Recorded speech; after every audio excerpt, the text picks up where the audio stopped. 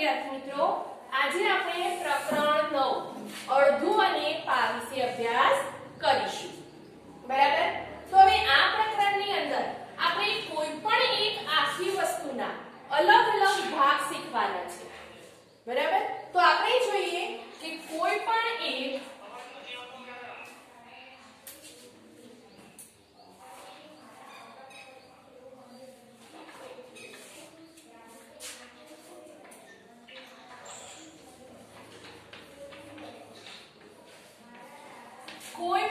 વસ્તુના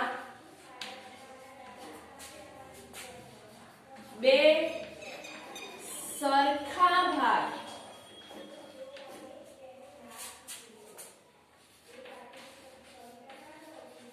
કરીએ તો દરેક ભાગ આખી વસ્તુનો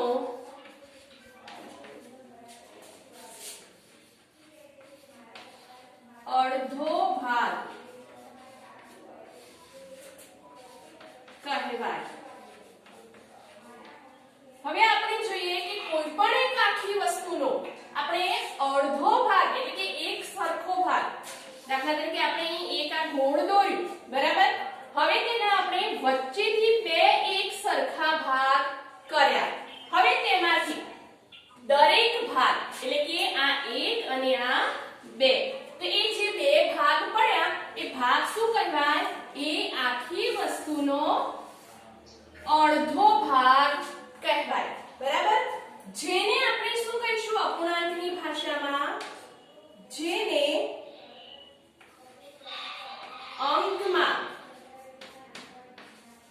એક દ્વિતીયાંશ લખાય, જ્યારે શબ્દોમાં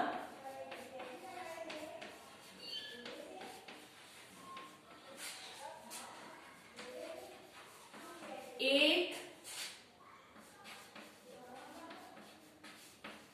દ્વિતીયાંશ એમ લખાય. બરાબર? તો આપણે અંકમાં શું લખીશું? એક દ્વિતીયાંશ લખીશું, જ્યારે શબ્દમાં આ પ્રમાણે તેને લખી શકીએ છીએ. હવે આપણે એનું ઉદાહરણ જોઈએ વિદ્યાર્થી મિત્રો, કે આપણે અહીં 4 ગોળ દોર્યા, બરાબર? હવે એમાંથી આપણે એક દ્વિતીયાંશ ભાગ આચ્છાદિત કરવાનો હોય તો આપણે જોઈશું કે આ 4 ગોળ છે. કેટલા છે? 4. જેમાં આપણે એક દ્વિતીયાંશ ભાગ આચ્છાદિત કરવાનો છે, એટલે કે 4 ગુણ્યા એક દ્વિતીયાંશ. આ પ્રમાણે આપણે ગણતરી કરીને પણ એ ભાગને આચ્છાદિત કરી શકીએ છીએ. એટલે કે આપેલા ચિત્રોની સંખ્યા ગુણ્યા જેટલો ભાગ આચ્છાદિત કરવાનો હોય તે, એટલે કે આપણે અહીં ઉદાહરણ સ્વરૂપે જોઈએ છે એક દ્વિતીયાંશ ભાગ, તો આપણે એને છેદ ઉડાડીશું કે 2 ના ઘડિયામાં 4 આવે તો 2 દુ 4 થાય. તો શું જવાબ મળે આપણને? ઉપર 2 મળે. તો આપણે આ 4 માંથી 2 ભાગ એટલે કે 2 ગોળાકારને આ પ્રમાણે આચ્છાદિત કરી શકીએ છીએ. બરાબર? તો આ પ્રમાણે આપણે આ એક દ્વિતીયાંશ ભાગની સમજૂતી મેળવી. તો આ તમે સ્ક્રીનશોટ પાડો હોય તો પાડી શકો છો અને નોટમાં પણ લખી શકો છો.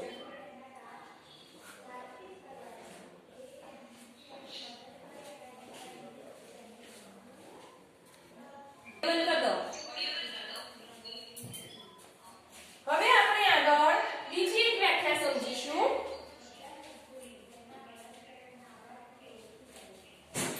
કોઈ પણ વસ્તુના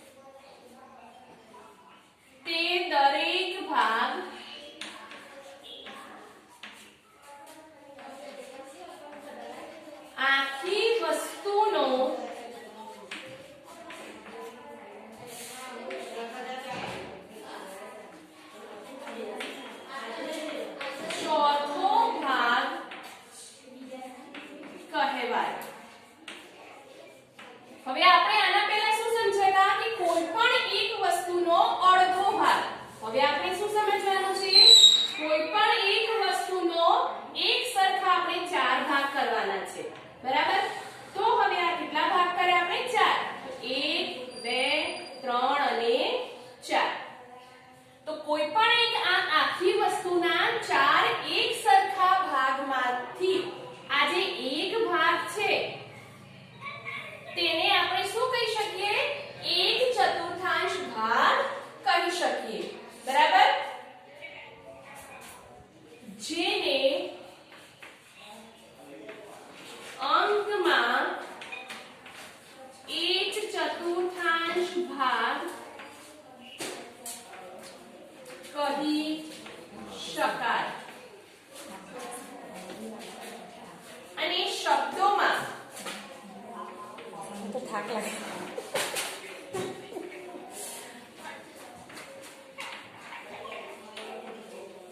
એક ચતુર્થાંશ એમ લખી શકાય. તો આપણે જોયું કે કોઈ પણ વસ્તુના 4 સરખા ભાગ કરીએ તો, એટલે કે આપણે એમ કર્યું એક આખા ગોળ જે આપણે દોર્યું વર્તુળ તેના આપણે આ 4 એક સરખા ભાગ કર્યા. હવે એ 4 એક સરખા ભાગમાંથી આ જે એક ભાગ છે એને આપણે શું કહી શકીએ? 1/4 ભાગ કહી શકીએ. જેને અંકમાં આપણે ઉપર અંશમાં 1 અને છેદમાં 4 એ પ્રમાણે લખી શકીએ છીએ. જ્યારે શબ્દોમાં આ પ્રમાણે લખી શકાય છે. હવે જોઈએ આપણે તેનું ઉદાહરણ.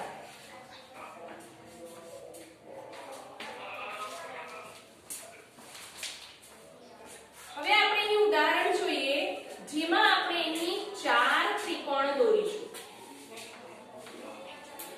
હવે આ 4 ત્રિકોણમાં કુલ કેટલા આકાર છે? 4. બરાબર.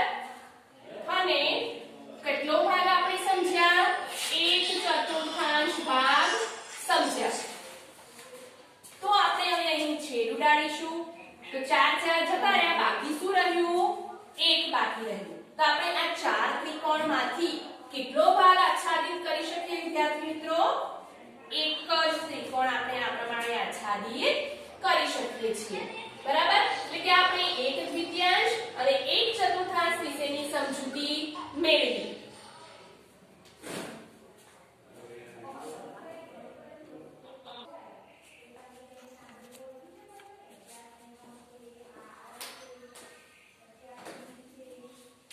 તો વિદ્યાર્થી મિત્રો હવે આપણે આગળ બીજી એક વ્યાખ્યા સમજીશું.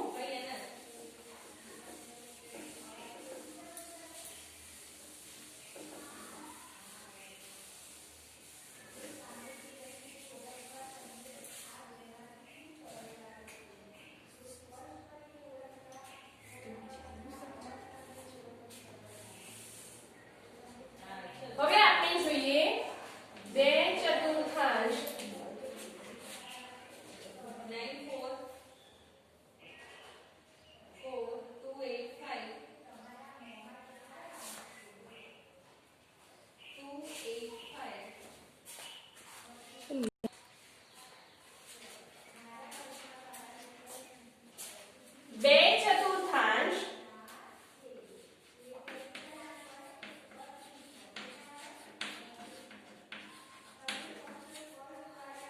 એટલે કે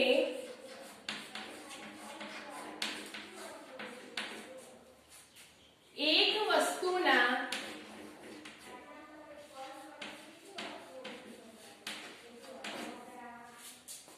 4 સરખા ભાગમાંથી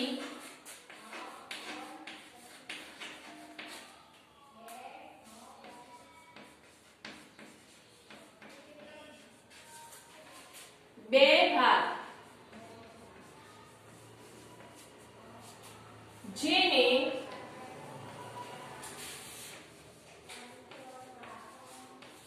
અડધો ભાગ પણ કહે છે. હવે આપણે શું સમજવાનું છે અહીં? 2/4. આપણે આગળ 1/3 અને 1/4 ની સમજૂતી મેળવી ગયા. 1/3 માં શું સમજ્યા? એક આખી વસ્તુના બે એક સરખા ભાગ. જ્યારે એક ચતુર્થાંશમાં સમજ્યા આપણે એક આખી વસ્તુના ચાર સરખા એક ભાગ. હવે શું છે? બે ચતુર્થાંશ. તો બે ચતુર્થાંશ એટલે કે એક વસ્તુના ચાર સરખા ભાગમાંથી બે ભાગ, જેને આપણે અડધો ભાગ પણ કહી શકીએ છીએ. તો આપણે જે એક ચતુર્થાંશ ભાગ સમજ્યા કે એક આખી વસ્તુના ચાર સરખા ભાગ, જેમાંથી આપણે કેટલા ભાગ લેવાના છે બે ચતુર્થાંશ માટે? બે ભાગ. બરાબર? એટલે કે જેને આપણે અડધો ભાગ પણ કહી શકીએ છીએ.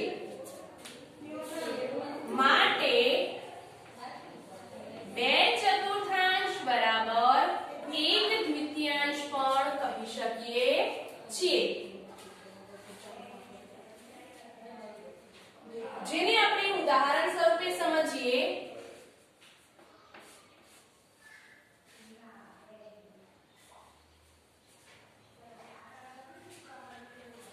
આપણે અહીં 8 ત્રિકોણ દોરીશું.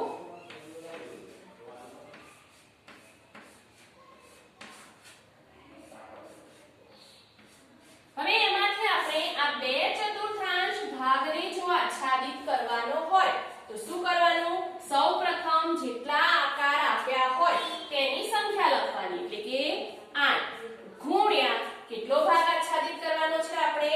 બે ચતુર્થાંશ ભાગ. હવે આપણે શું કરીશું? 8 દુ 16, જે અંશમાં છે તેનો ગુણાકાર, અને છેદમાં કેટલા આપ્યા છે? 4. હવે આપણે 4 ને ઉપર છેદ ઉડાડીશું તો ચોકું ચોકું શું થાય? 16 થાય. તો શું જવાબ મળ્યો આપણને? 4. તો આપણે આ 8 ત્રિકોણમાંથી કેટલા ત્રિકોણ આચ્છાદિત કરીશું વિદ્યાર્થી મિત્રો? 4 ત્રિકોણ.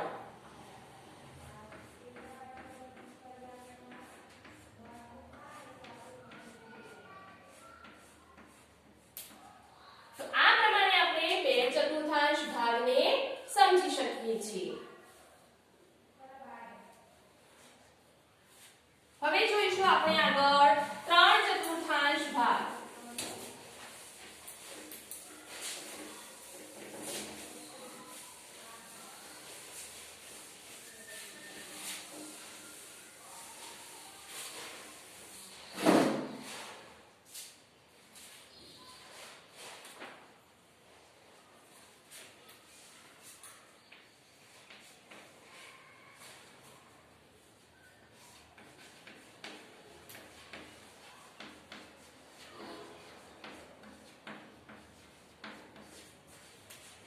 એટલે કે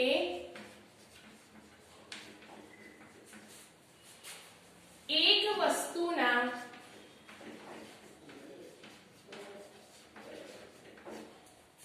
ચાર સરખા ભાગમાંથી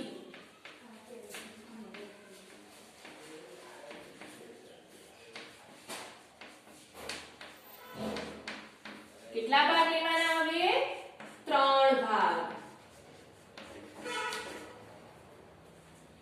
જેને પોણો ભાગ કહી શકાય.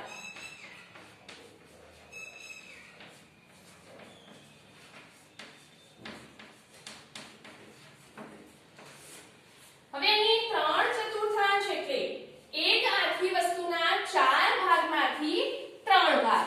તો આપણે અહીં જોઈએ કે એક આ આપણે વર્તુળ દોર્યું, જેમાં આપણે શું કરીશું? 4 એક સરખા ભાગ કર્યા. હવે આપણે એને નંબર આપી દઈએ 2, 3 અને 4. તો આ 4 એક સરખા ભાગમાંથી કેટલા ભાગ છે? 3 ભાગ. એટલે કે આપણે આ 3 ભાગ લઈ શકીએ, 1, 2 અને 3, જેને શું કહી શકાય? 3 ચતુર્થાંશ કહી શકાય. હવે આપણે તેનું એક ઉદાહરણ સમજીએ.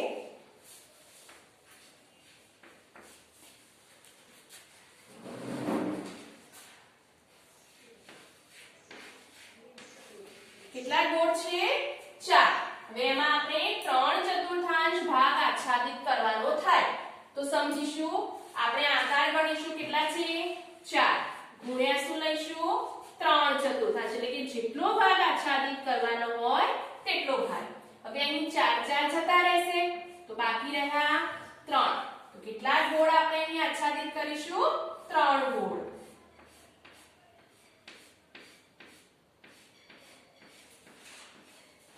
બરાબર આ પ્રમાણે આપણે આ અડધું અને પા એટલે કે અપૂર્ણાંકમાં 1/2 1/4 2/4 અને 3/4 ની વ્યાખ્યા આકૃતિ સાથે સમજ્યા થેન્ક યુ